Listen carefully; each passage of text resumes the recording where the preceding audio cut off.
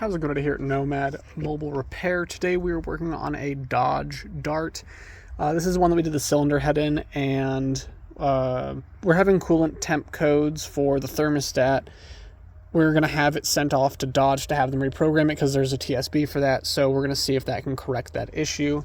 We also had an issue with the oil pressure sensor. She lives back there behind the engine, and it was getting a 0520, and we are also able to get a 0522 circuit voltage low.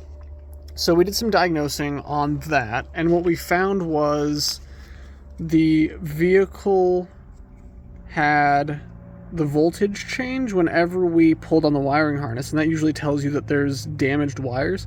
And what it ended up being is this green black wire right here had a little high resistance, honestly not much, but it is enough that it was causing the voltage to drop below acceptable specifications when the engine was hot, because the voltage drops as the engine warms up and the oil gets hotter.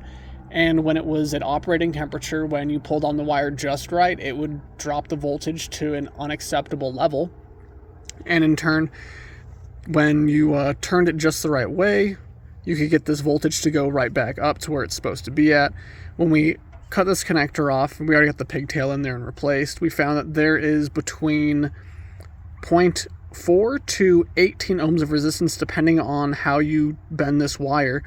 So in fact, I'd say that this is definitely the issue that we were having with that sensor. The sensor is installed. We did drive it. We have not gotten the oil pressure to drop below 10.2 psi, and it's pretty cold out, so maybe during the summer months we'll maybe get that to drop down to about 8 or 7, which is still within spec. Spec calls for about 4 psi, but so far it has been operating correctly since we did that. We have had no issues as of yet. Everything is looking pretty good, and we did notice that it is almost time for its oil change. Since the repair, we got 14,921, and it should get it at 14,400. So another 80 miles before it should get that oil replaced to make sure that it is running at peak condition. But that is everything that we've got going on with it today. It does still need front struts. It had all the tires replaced, so those are looking fantastic. But thank you so much for joining us. This is Nomad Mobile Maintenance and Repair.